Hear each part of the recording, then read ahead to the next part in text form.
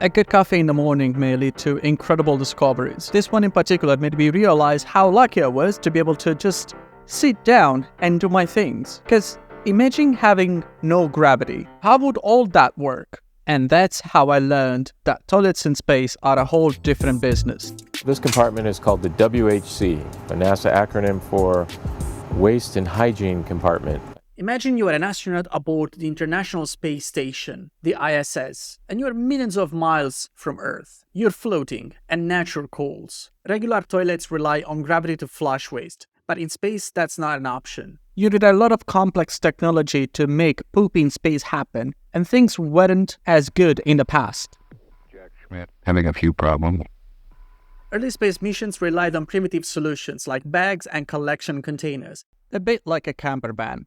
These methods were messy, inefficient, and posed health risks during long-term missions. Imagine you're spending months and months in space, and you have to keep somewhere your stuff. That's not really cool. And so as space programs aimed for longer durations, the need for a more sophisticated toilet system became crucial.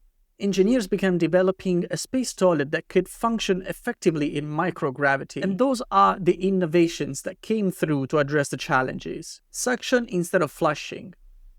The familiar flush mechanism wouldn't work in space. Engineers utilized fans to create suction, drawing waste material through hoses into designated containers. Okay, but how this toilet actually works?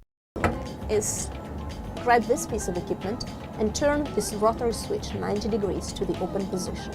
First thing first, you need to activate the toilet. Forget the familiar handle. A simple twist of a knob sets a powerful fan whirring.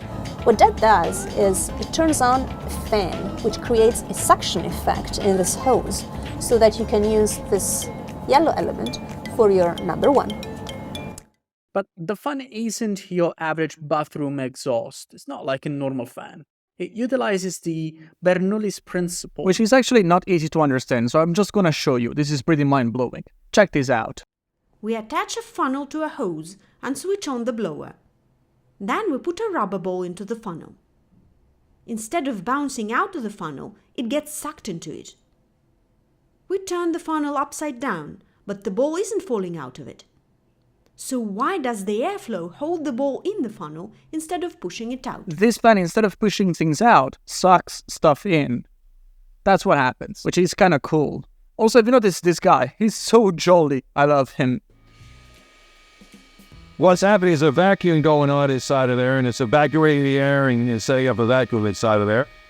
So by now, this whole sucking system is pretty clear to me, more or less. But there were a lot of other questions that were still open. You're probably also wondering, for example, if you're in zero gravity and you just float, how do you actually seat?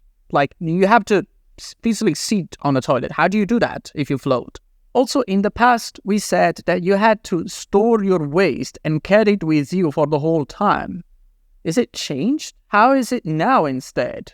But also, is the sucking system also sucking number two? Like, what happens with that? So, okay, the first one was actually easy.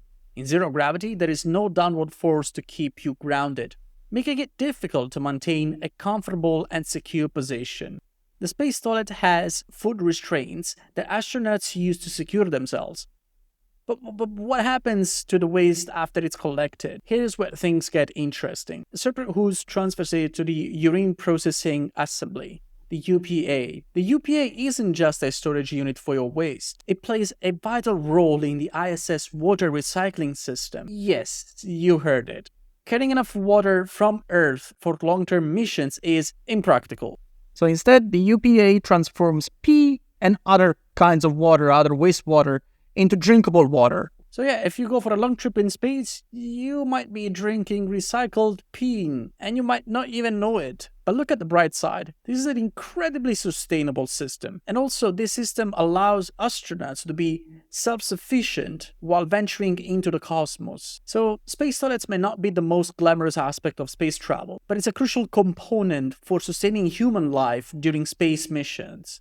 And who knows, maybe even the life of humans on other planets in the near future. What's in the future of this technology? Well, toilets will likely see further advancements. Future designs might incorporate features like improved comfort, waste minimization technologies, and even self-cleaning mechanisms. And there you have it, a simpler explanation of how to use space toilets.